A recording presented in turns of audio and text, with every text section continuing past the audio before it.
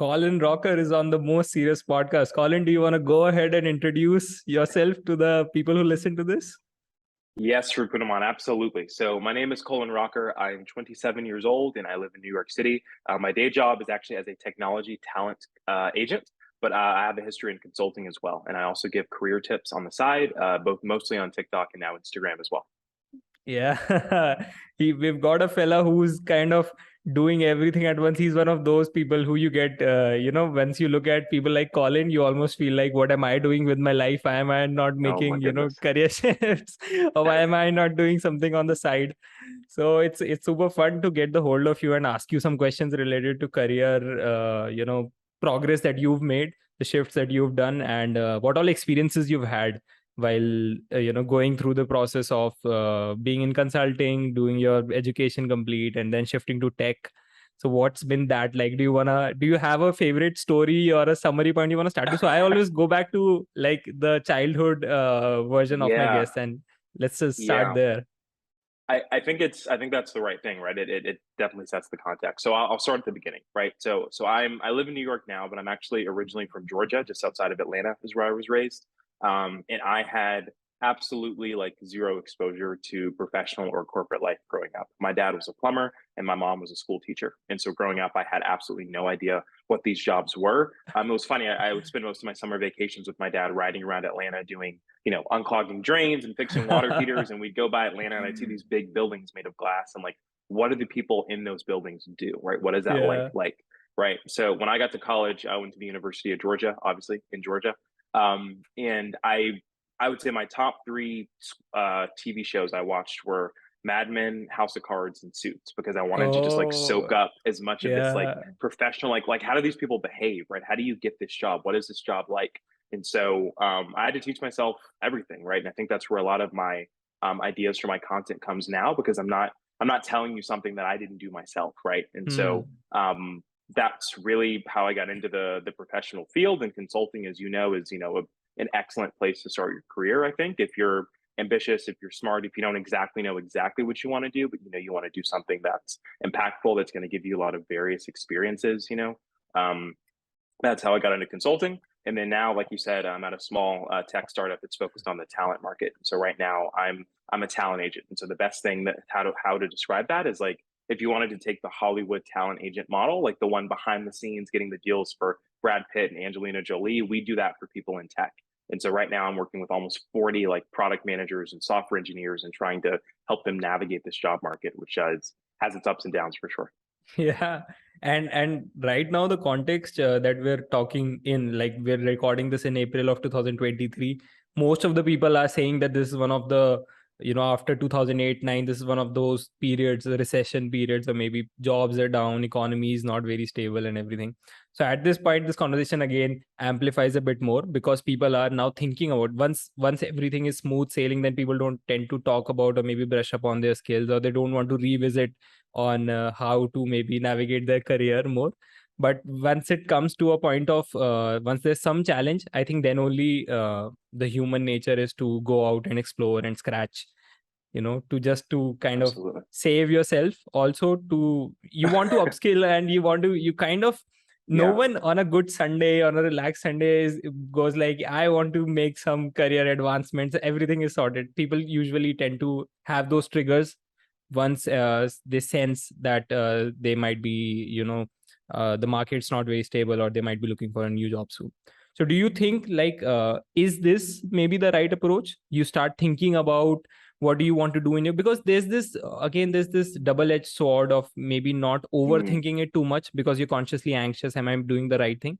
Or do you yeah. think there's like a planned structural layout that one individual can follow about thinking about their career? I think, especially if you're young and you're starting out in your career, you don't want to reduce optionality too quickly. And so that's why something like consulting, or even one of these high finance jobs, or even joining maybe a larger technology company, maybe not something so early as a startup, is a good thing, because you're going to get a very wide aperture of experiences. And so you can say, okay, I really like this thing, but I really don't like most of this other stuff, right? I think starting out with too much of a plan is, it can be hampering in a way, right? And the biker, the boxer Mike Tyson has that quote: "Everyone has a plan until they get punched in the face," right? Then you're going to get punched in the face, especially in that like first year or two in your career. And so you want to start out with something that is building on your skill set that you generally like, right? And that is going to pay you what you need to live your life. But you don't. The fact of the matter is, when you're 22 or 21, and when you're starting your career, you don't really know what you want to do when you're not that good at that many things yet, Yeah. right? And so just try things, and then as you learn more about yourself, you can choose to get more specialized over time, right? So did you, when you were 21 or 22, did you have like a plan? Did like you've been watching Suits now, I get it, because I was also watching Suits and I thought that consulting is like this fancy Yeah, expensive suits and traveling to all these crazy cities and just being on a very tight schedule and taking meetings and making pretty decks. And right. so was it the same kind of incentive for you? Were you thinking about this at 21, 22, or did you have like a structured plan for yourself? I would say my college years were meticulously planned. I've actually made a video on this on my TikTok where I literally made a spreadsheet for every single semester, like what exactly I needed to get done, right? And I had Wow. like almost retrospectives with myself, like every couple of months, like I'd look at it and say, how am I tracking against the plan, right? But I think, to be honest with you, graduating college and getting my like moving to New York, getting my first job, and just like figuring everything else out, like that was such a monumental shift in the life I had been living at the time that I couldn't plan because every day looked so different. And so I probably spent the first like 6 to 8 months just getting my feet on the ground. I mean, when I moved to New York, I didn't even have an apartment, right? So I rented some woman's attic on Airbnb because I didn't plan to save the money that I needed to Wow. get an apartment. Yeah, and so like that was like I was trying to figure stuff out for the first couple months. I think now I have general like directional goals, but I think what I want to focus on now is just deciding what the lifestyle I want to build, and then like doing the activities that gets me to that lifestyle, right? Because I think um, opportunities have come certain ways in my life, irrespective of whatever goals I had. But if I stick to this plan and I do these activities in terms of like showing up to work, giving it my all, releasing the content on the schedule that I can realistically maintain, right? Giving the people that I love in my life like the right care and attention that they need at that time.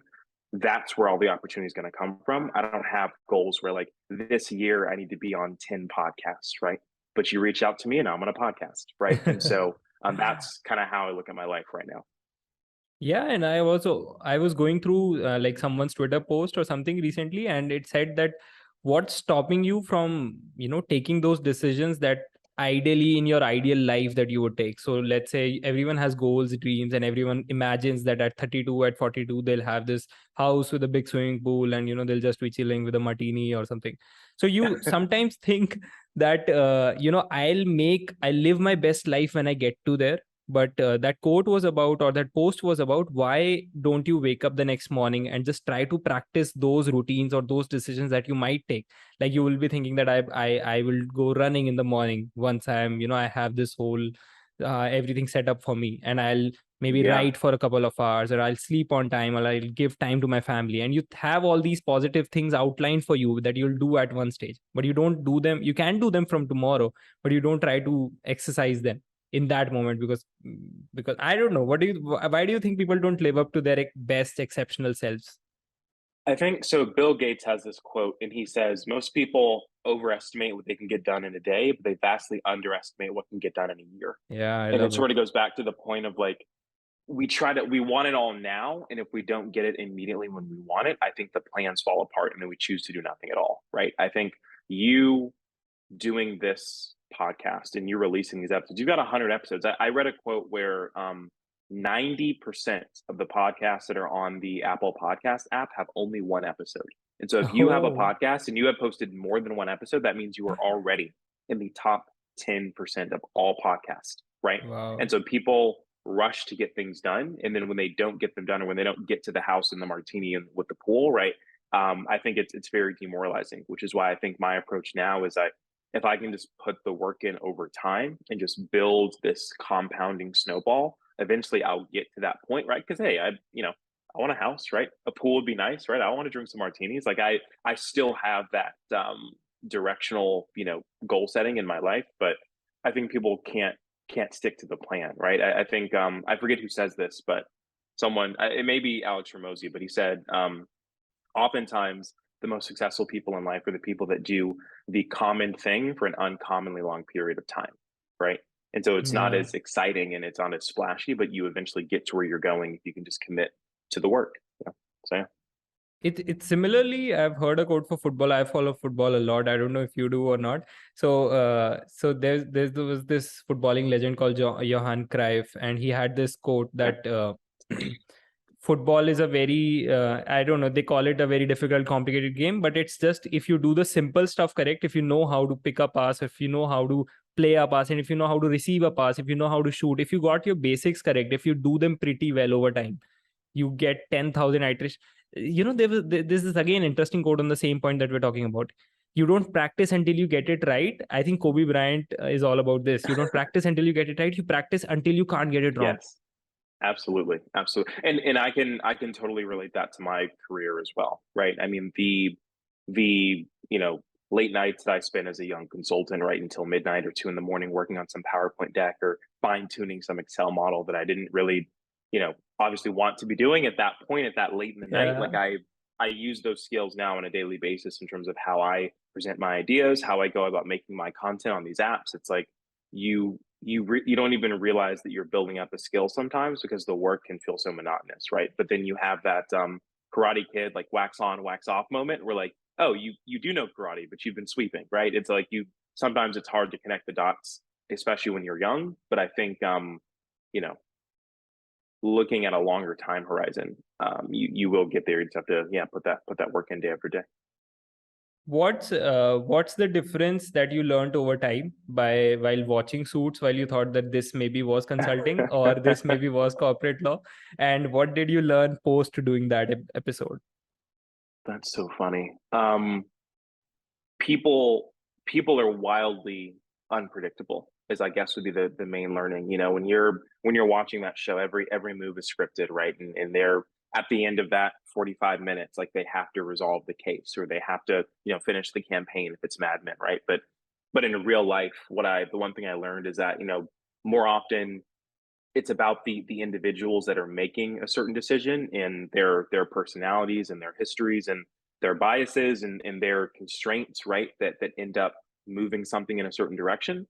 And so I realized that your career is much much more about how you can navigate and build relationships. But the boilerplate skills are of course there, right? You need to be able to do certain things tactically, but um, that was a very early lesson I learned where it's like, oh, like you can't just show up and hit some certain metric goal or do some certain like discrete task and expect to get all of the success that you're probably earned. You also have to learn to go out there and build relationships and react to situations as they happen in the room and really be tuned in to all the factors that may be affecting a certain decision. For you, was it like I've everyone has certain transitions from, once you realize that this is what I thought that I wanted and this is what I actually want. After doing that thing, you'll maybe realize that. So for you, like you did consulting and then you kind of made a shift to tech right now where you're doing the talent management thing for in the tech space. Mm-hmm. So is it more like you wanted to become a part of this talent strategy part more, or was it like you wanted to break into tech and you wanted to just be part of this huge tech association that's been going on? Yeah, so I think it's a combination of both, but mostly the latter. I think being in consulting, you're obviously around a lot of technology and you're making recommendations and you're doing, analysis of certain like platforms, right? But you're not really, or I in my role wasn't that really that close to the technology, at least as much as I wanted to be, right? And so I really wanted to be a part of something that was building a solution to a problem. And the tech world was always just super, super fascinating to me. And so I can't say that, uh, my end all be all in my career, right? Is this current position? But I think that longer term, it's strategically positioning me to one get the experience of being at a startup, right? I mean, my last company had 500,000 people, and this company has like 20, right? Like there are 20 people just trying to make this thing work. And we're all in the office every single day, and so there's a lot of like closeness there, and then the nights are pretty long, and like doing all this close work, trying to build something, a service, but also, we're home brewing some applications inside the startup as well, has been a really good experience for me. And it's exactly what I was looking for. And just it just so happens, right? Because the content I make is so focused on my career, the exact lessons that I'm learning in this job in terms of how I coach my clients and how I, present them as their best selves to be successful in their searches. I can take those learnings out and then figure out a way to deliver that in 20 seconds or 40 seconds, in a reel or a TikTok video, right? And how did you personally tackle this problem of making a career switch, because you're from one industry and then trying to, of course, I think there are some like attributes to making a good switch is maybe if you have like the point you touched upon earlier, that if you have good relationship, that also helps a lot. If you have a good network, Yeah. if you have transferable skills. So what worked the magic for you? Yeah, I would say this switch, it's a really good question, because this switch definitely was not something that I got due to my network or relationship, but it definitely was due to transferable skills, right? Because what I did was I looked at, everything I've been doing for the past 4 years, and then I abstracted that out to my core base skills, and then I went and looked, right, for positions that could use that skill set, right? Because the thing about what I do now is, there isn't anyone really that's been doing this exact role for a super long time, right? If you're a recruiter, sure, you work in the talent space, but you're working for a company, not an individual candidate, right? If you are a coach, right, you may not know enough about the tech space, right? If you're a consultant, you may have not, worked on such a small team, and so I think I got lucky in the sense that this startup was looking for people that sort of had a little bit of this and a little bit of that, right? And they were trying to mold and figure out themselves, right, what attributes make the right candidate for this position. But I think being able to communicate, being able to build relationships, general, knowledge of the technology field and space in terms of who's getting funded, what things are being built, who's talking about what, right, where is talent moving in the space. Um, all those things sort of came together and really like made me a good fit for this role. So I think sometimes, it can be your network, and I'm not, obviously that is a super, great path. But if you're trying to make a career switch, it's also about looking at the skill set you're building at your current job and how that skill set can be applied to a different industry or to a different, field altogether. That makes a lot of sense, man. It's like looking at your story now. I almost feel like this is a good option to have. Like, going from working with such a large organization, then to experiencing what a very small stealth team could work like. Having that level of, because the decisions are also, I think, very dynamic in nature once you're working in small teams, and almost Absolutely. everyone has a huge impact on the inputs and the outputs, and it's so much, just dynamic work. But let me just go on and ask like a question which is a bit different from what we're talking about earlier. And Please. this question maybe resonates with a lot of people. When was the last time you felt insecure about your career, or you felt like an imposter? Mm, mm. Um, that's not feel insecure about my career. I would say I don't think I've ever really gotten over that feeling. I would say that certain days, there are certain moments where I feel like, okay, this is like a big win. Like, oh my God, I can't believe I did that. But for me, I mean, I'm like, I was surprised I got my very first job. You know what I mean? I mean, the thing I did, the job I had before I was at Deloitte was, I was working in the kitchen of a Chick-fil-A, right, frying chicken and French fries. So for $7 an hour. So I was surprised when I got that job, and so there was definitely a larger amount of imposter syndrome earlier on, just trying to learn those ropes. Um, but I think as I've grown in my career, I guess I'm secure in the things I've done, but I'm always looking for ways to expand, right? And so for me, it's not about, I was actually just thinking about this week. I think feeling anxiety at work can be a good thing, because it means that you are doing something that, one, you have an investment in the outcome. Because if you didn't care, you wouldn't be anxious, right? And then you were at the extreme point of your skill set. You are pushing yourself to do something. You're being put in a position where you have to do something that you're not all that comfortable doing because you think you can't do it.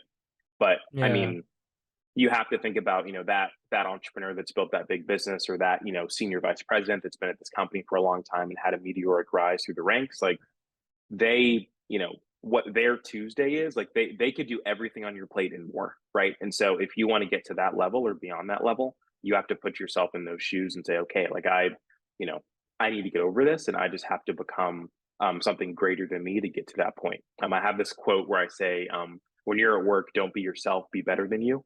And it goes to this point of like, you almost have to assume this like super Colin or like, uber Colin mindset of like, if Colin had the big house with the pool and the martinis, right, and he's coming in a suit every day and he, has had this level of success, like what confidence would that guy have? What energy would he bring into the room with him? And then that's what you have to kind of assume. And then you will get there over time, because I think the only difference is you just haven't done it yet, right? And so believing that you can grow and believing that you can do it is the same thing as having done it in some cases. So that's kind of how I feel. But yeah, I'm always pushing myself, and so I would say at least once a week I'm like, oh my god, like can I do this? And then by Friday I'm like, okay, maybe I can. No, but it's very interesting the point that you mentioned. It's like backtracking yourself from, and this also goes back to what I was talking about earlier, that why doesn't your exceptional life day is tomorrow? Like, why can't you make those Mhm. decisions that you would at the age of 42? Once you've got everything, why can't you Exactly. make them tomorrow? Yeah, yeah, I agree with that. And that also translates to accepting the fact that you will grow into your role. So I was watching this video by, I forgot his name, but it was a person. It was again someone talking about life and giving advice on to younger people, and it was like, be your age. Don't worry about having everything figured out at 26, at 36, or even at 46. You've Yeah, got so yeah, many. You've got so much left in you still. Like at this point, if you will try and overcook everything, maybe you will just, because essentially what anxiety and what insecurity does to you is, it's just all mental. hmm I was talking to this with a friend earlier, and he was like, he again, the very famous quote of, you don't see the world the way it is, you see the world the way you are. 100%. So Yeah, the flaw is in the lens, or the flaw is in the perspective. But I love how you translate that perspective from, just assume that you are the guy who has got hmm everything, and who is kind of having that level of confidence after achieving things, and that kind yeah, of, you can backtrack that to where you want to become and where you want yeah. to go with your career. I mean, you have to view confidence as a skill, not as a trait, right? Like no one is born with confidence, right? I mean, you could say like, kids or babies are like fearless, right? Because they haven't, hit up against the wall of reality yet. But I think like in your career, I like love you it. can you can train yourself to be confident, right? And so I think that yeah, like I love that. It's definitely a world of your own creation, and so why can't you create a world in which that you can go out and do whatever it is, right, with that business or that career or that job. Let's do a fun assumption, Colin. Let's do one thing, that we'll look back maybe 10 years post today, and you'll think about, I made that forecast, or I made that prediction in 2023. So I want you to make a Sure. prediction for 2033, let's say. And just tell me one thing 2033. that you're pretty sure that will happen in 2033. Okay, like about wider society or this like just me or like what, like what's my scope here? Let's do both, one of each. Okay. What's your one prediction about yourself by 2033? Now we've got this on camera, you can't escape. And what's your one Yeah. prediction on a societal level, on a wider level, that maybe it's related to tech, maybe it's related to AI, maybe it's related to just the state of the world? What do you think? Yeah, let's yeah, start yeah. with let's start with you. I think let's start with me. Okay, in the next oh man. Okay. I mean, one prediction about me. Can I start with society? That one came to me first. And then maybe I can get to myself. It's I hard to make love these it. Yeah, of predictions because course. I'm on Yeah, of camera. course. Okay. It's I actually, and even I'm thinking about this question, and I'm glad that I don't have to answer it.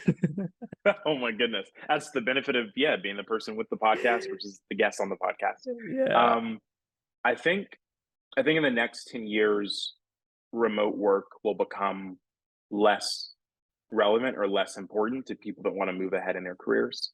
I think Okay. that remote work was a reality of obviously, COVID and what, that was going on at the time. But I think, especially related to AI, right? Like if you think about it, if you are remote and you are doing something that's, maybe quite manual or quite technical, what is the difference from a machine doing that, in some database somewhere, hosted and just running on its own Yeah. versus you being, in another city, right? So I think um there will be a return to maybe like a micro communities form, or maybe we don't have extremely large cities, but we just have, you know, smaller communities and people just come together, but they are in person. They're trying to work towards something together. I think AI is going to push us closer together, because it's going to make us realize what machines can't do, right?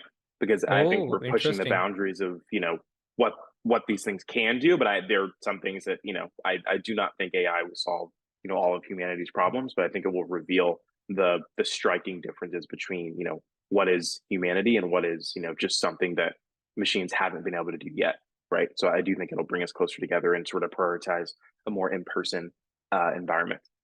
um in 10 years, I guess for me, like I think I'd like to write a book. I don't know, does that count? Is that a goal, Yeah. or is that a Yeah. prediction? Yeah. Yeah. Yeah, I think that I'd like sounds to, good. Yeah. yeah.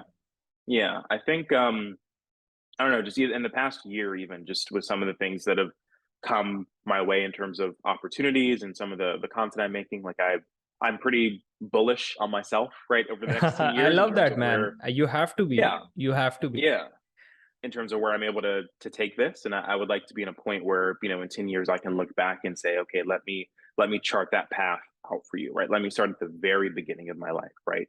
You know, in Georgia, right? Like knee deep in other people's shit, right? With my dad, you know, sort of unclogging drains. And then like let me take you through, you know, moving to New York, working in consulting, moving to a startup, making content, showing up on podcasts, right? And go all the way through the whole journey.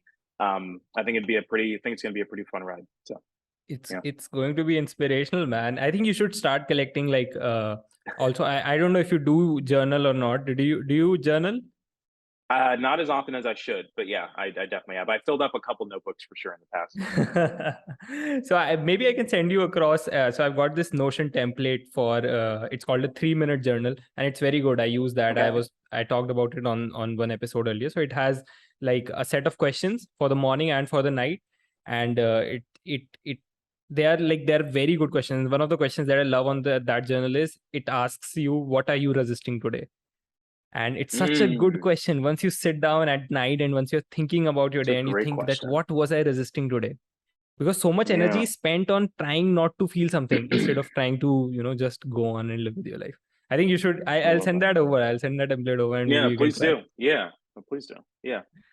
But Notion your 3 minute. but your Okay. story has been, Colin, it's been super inspirational. Like just hearing it out from where you started in Georgia and to where you're going, I see a meteoric rise. I know a meteoric rise when I see one. So his cheers to you, and maybe we can do that cheers or a toast with a martini in your pool once. Oh, of course. Oh, of course. Yeah, we'll do a 10-year anniversary episode. Exactly. I'd be happy to Yeah. come back on. When you're on episode 1037, yeah, absolutely. I would love to.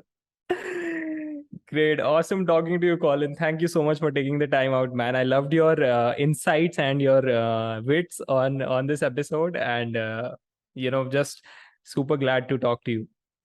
Yes, right back at you. Thank you so much for the opportunity, and yeah, happy to do it again. So just let me know. Yeah. Thank you so much, Colin.